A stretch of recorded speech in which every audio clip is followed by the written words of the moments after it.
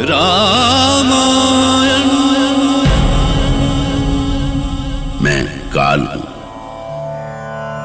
त्रेता युग की जिस घटना का मैं वर्णन कर रहा हूं वो अपने आप में इतनी विचित्र थी कि जिसकी मैं कल्पना भी नहीं कर सकता था। एक और सिंहासन पर बैठने के लिए विधि विधान की सभी औपचारिकताएं पूरी की जा रही थीं, तो दूसरी ओर कैकेयी के कक्ष में एक अलग ही खेल चल रहा था।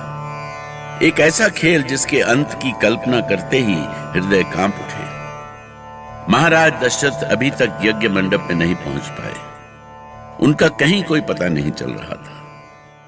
मंत्रीवर सुमंत, आज्ञा करें गुरुदेव। मुझे तो बड़ी चिंता हो रही है, क्योंकि न तो अभी तक महाराज यज्ञ मंडप में आए हैं और न ही उनकी कोई सूचना है कि वो कहाँ हैं और कब तक आएंगे। मेरी भी चिंता यही है गुरुदेव। आज तक ऐसा कभी नहीं हुआ। हाँ सुमंत, आज तक ऐसा कभी नहीं हुआ कि महाराज किसी भी अवसर पर देर से आए हों। और ये तो सारी अयोध्या का सबसे बड़ा उत्सव है। उन्हें श्री राम को स्वयं अपने हाथों से सिंहासन पर आसीन करना है, फिर इतना विलंब। क्या कारण हो सकता है इस विलंब का? गुरुदेव, स्वयं राम भी महाराज को लाने के लिए गए हैं, पर वो भी अभी तक लौटे नहीं। मुझे आशंका है कि कहीं उनका स्वास्थ्य, पर यह तो पता चलना ही चाहिए कि वो है कहां। मंत्रीवर सुमंत, अब और कोई उपाय नहीं है। आप तो राजमहल के कोने कोने से परिचित हैं। अब आप कृपा करके जाएं और महाराज को बिना किसी विलंब के लेकर आएं। जैसी आपकी आज्ञा गुरुदेव। मैं अभी उन्हें लेकर आता हूं। ईश्वर करे सब शुभ ही हो।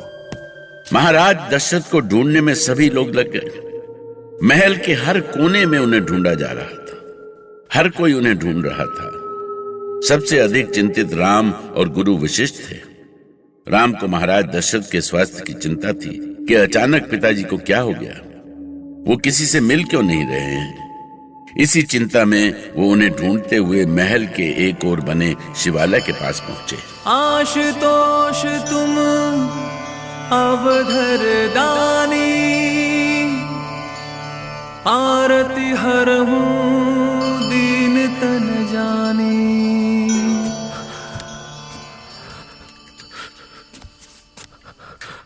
ये मैं क्या सुन रहा हूं? शिवालय में लगता है कोई सिसक रहा है। ये कौन हो सकता है? पिताश्री, आप यहां और इस अवस्था में? क्या हुआ पिताश्री? क्या हुआ है आपको? आप ठीक तो है ना? राम, मेरे बच्चे। ये क्या पिताश्री, आप तो रो रहे हैं। ऐसी कौन सी पीड़ा है आपको? किसने पहुंचाई है आपको पीड़ा? बताइए पिताश्री, बताइए। बेटे राम, मैं तुम्हारा अपराधी हूं। मैंने तुम्हारे साथ विश्वासघात किया है। नहीं पिताश्री, मुझे क्षमा कर दो बेटे। नहीं, मुझे क्षमा कर दो। नहीं, आप ये कैसी बातें कर रहे हैं पिताश्री? आपका स्वास्थ्य देखकर मुझे लग रहा है कि छोटी मां सच ही कह रही थी कि आप इस स्थिति में नहीं हैं कि आप किसी से बात भी कर सकें। ये क्या हो गया आपको पिताश्री? जब शरीर से प्राण निकलने का समय आता है तो स्वास्थ्य भी अपने वश में नहीं रहता है। नहीं नहीं पिताश्री, ईश्वर के लिए ऐसा मत कहिए, मत कहिए ऐसा।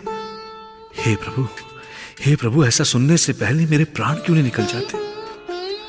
ऐसा मत कहिए पिताश्री, ऐसा मत कहिए। ये क्या कह दिया पिता ने? प्राण छोड़ने की बात सुनकर राम सन्न रह गए। ऐसा क्या हो गया जो पिता ऐसे कठोर वचन कह रहे हैं? ये क्या हो गया है हमें? राम को ये वचन सुनकर ही ऐसा गहरा धक्का लगा था कि वो स्वयं को संभाल नहीं सके। वो उनके ऐसा कहने का कारण जानना चाहते थे, पर क्या दशरथ कभी कह सकेंगे कि किसने उन्हें इस स्थिति में पहुंचाया है, इस स्थिति में जो मृत्यु से भी अधिक पीड़ादायक है? पिताश्री, ऐसी अशुभ बातें ना कीजिए। मैं अभी राजवैद्य को बुलवाता हूं, वो अभी आ जाएंगे। अरे कोई है? आदेश करें कुमार। जाओ, जाके राजवैद्य को बुलवाओ, जल्दी करो। आप चिंता मत कीजिए पिताश्री, आप ठीक हो जाएंगे, ठीक हो जाएंगे आप। नहीं पुत्र नहीं, अब इस संसार का कोई भी वैद्य मेरा उपचार नहीं कर सकता। मेरा अंतिम समय आ गया है राम। नहीं नहीं पिताश्री। आओ, मेरे गले लग जाओ। आओ राम। पिताश्री, पिताश्री, मैंने आज तक आपके मुंह से ऐसी बातें नहीं सुनी। सारी अयोध्या में सब कहते हैं कि आप जरा और मृत्यु से परे हैं। आप अयोध्या का वो सूर्य हैं जो कभी अस्त नहीं होता, और स्वयं आप ऐसी बातें कर रहे हैं।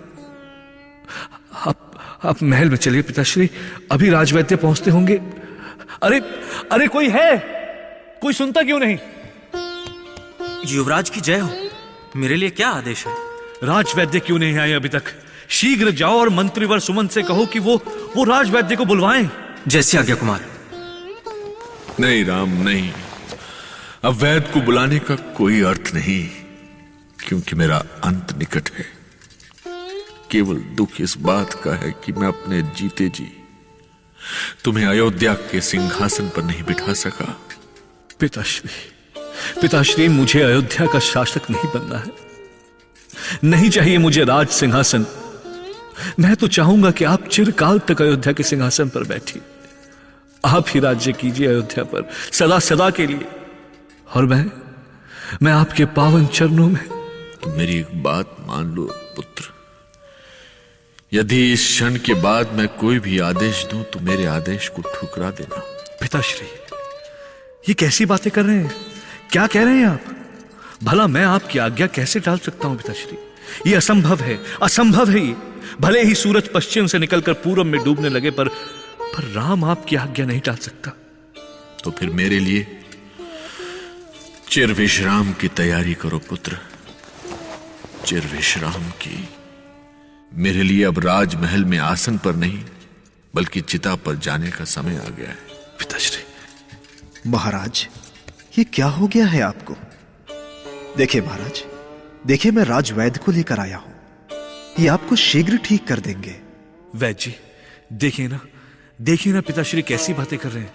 मेरा मन बहुत घबरा रहा है वैद्य जी, जल्दी कुछ कीजिए। महाराज, महाराज, आंखें खोलिए महाराज। देखिए मंत्रीवर सुमंत के साथ अन्य मंत्री भी आए हुए हैं।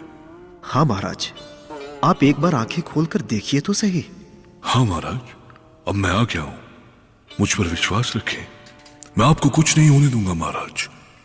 राजवैद्य, आप मेरे शरीर के कष्ट की चिकित्सा कर सकते हैं, पर मन की पीड़ा की चिकित्सा कैसे कर सकते हैं?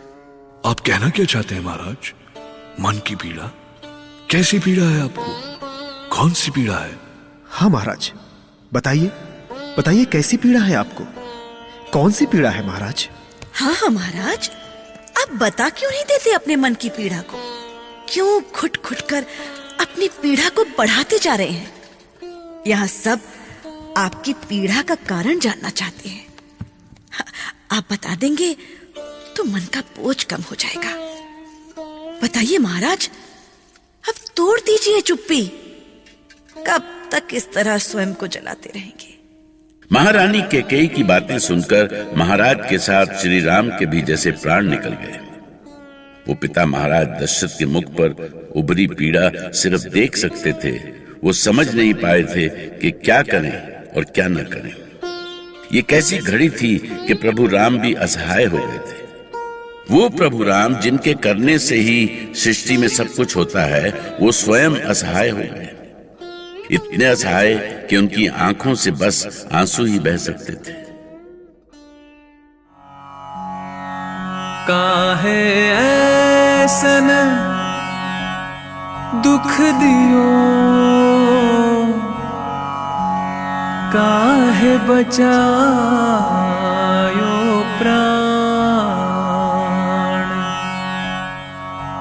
प्राण हंस का साथ कहाँ, प्राण हंस का साथ कहाँ, जब साथ न रही